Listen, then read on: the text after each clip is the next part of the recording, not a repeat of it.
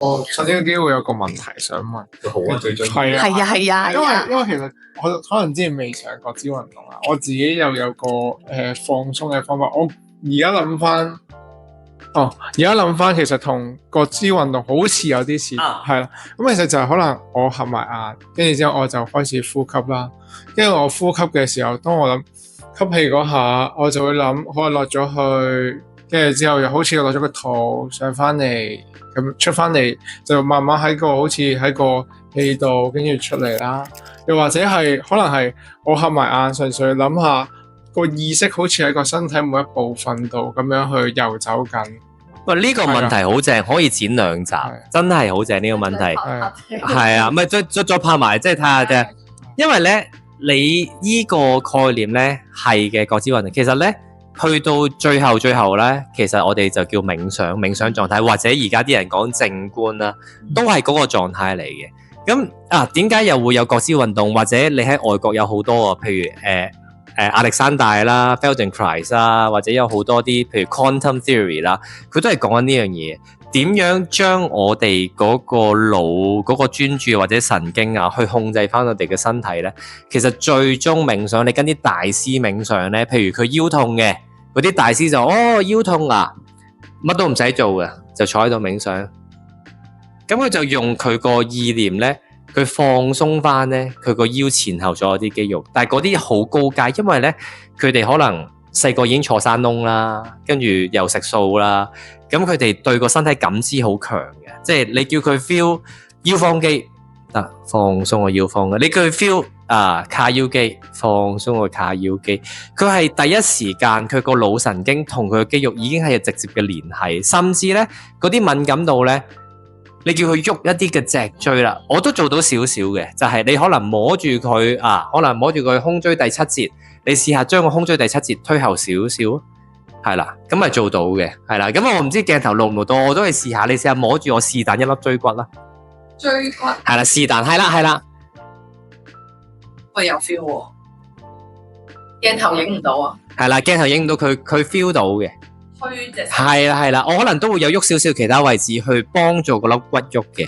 咁我都未必係一個好即係練習咗好耐嘅人啦。咁但係有啲練習咗好耐，無論冥想啊或者呢一類覺知運動嘅人咧，其實佢對個身體感知好強，就係你所講啦，就係你坐喺度眯埋眼呼吸。咁你個感知喺個身體度遊走咧，呢個都係一個好好嘅放鬆方法。不過點解要推廣覺知運動？就係因為一般嘅都市人，佢坐喺度可能3分鐘，佢已經又諗好多嘢啊，等陣間食咩飯啊，或者有啲瞓着咗啊，或者佢條腰已經痛到都做唔到啦。咁所以我哋就會有一啲方法去逐步咯，係啦。咁我再講遠啲咧，就係譬如瑜伽啦。其實瑜伽咧，佢唯一一個啦，或者佢最初個 pose 咧就係咁樣坐喺度，一個 meditation 嘅 pose。點解又話又 downward dog 啊，又做好多唔同嘅動作啊？其實就係佢發現好多人坐唔耐，坐唔到啊，就係身體有啲問題。所以瑜伽成個體系其實就係讓你坐得舒服咯。而好多人做瑜伽做到個身體越嚟越唔舒服，其實佢同瑜伽個本質有啲偏離咯。就變咗強迫自己去完成某啲動作，咁就唔係瑜伽嘅本身啦。答唔答到你嘅問題嘅？要領略下，係唔緊要，你有咩當？因為呢個概念咧係都好複雜嘅。最好就係你有興趣咧，你可以問咧，我可以慢慢可以講呢個概念出嚟咯。要啲時間，真係要啲時間。係啦，迷迷地啊，你有冇啲問題？咁你喺邊度諗到用呢個方法，覺得令到自己放鬆㗎？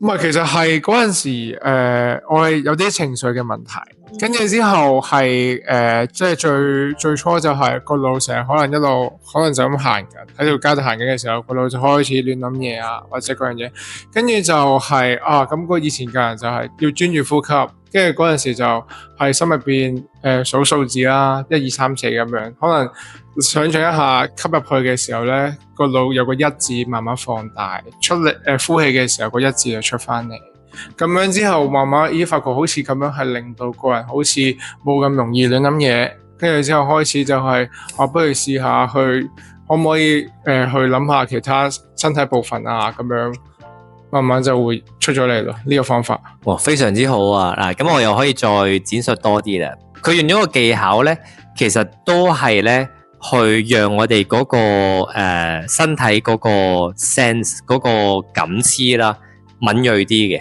佢就幻想圖像有個一字，咁從而咧佢將個專注力擺咗喺嗰個一個位，令到佢嗰啲雜念或者負面情緒冇咁容易出嚟。咁一開頭難嘅，因為兩個競爭嘅。我哋講個神經回路咧就係神經可塑性啦，就係你有個舊嘅，有個新嘅一定要不斷重複，佢就不斷透過呢個練習咧，佢就令到舊嗰啲負面情緒、負面思想冇咁容易彈出嚟啦。另外有啲練習可能容易啲啦，譬如靜觀思想嘅，可能望住一個植物，或者你望住個褲望住呢個綠色呢個到底咩嘅綠色咧？我條褲有幾多個節紋咧？點解有呢個節紋咧？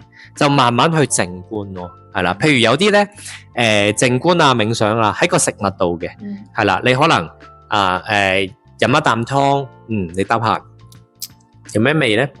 煲咗紅蘿蔔，煲咗青蘿蔔，咁呢啲都係加強翻你自我嘅感知，係啦。當你自我感知強，你 feel 到多啲，無論你嘅五官、你嘅身體咧，其實你就冇咁多雜亂嘅思想啦。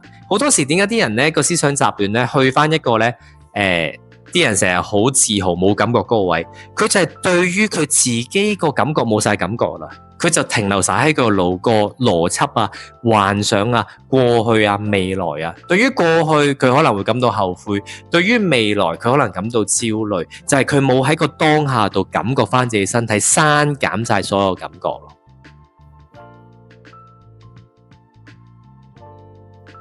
靜咗，大家都好活在當下，因為要思考。係係消化㗎，係都唔緊要嘅，因為即係呢個東西咧係而家我成日講一個口頭禪嘅，2025年下年有個口頭禪係2026啦。我哋又可以話好彩，又可以話唔好彩，咁其實都冇好彩唔好彩，好中性嘅。2025年資訊好發達 ，AI 好發達，你將啲新心靈嘅嘢咧，你AI 其實好客觀嘅，佢分析得好好嘅。我頭先講嘅嘢咧 ，AI 講到90%，係啦。其實我哋人類只係差一樣嘢，或者比較優勝嘅嘢就係我哋有個感覺，係啦，我哋有個感覺我哋做到決定嘅，係啊。AI 就係資訊最豐富噶啦，係啦，佢就好似你個大腦咁樣，但係佢就冇感覺嘅。AI 係零感覺嘅。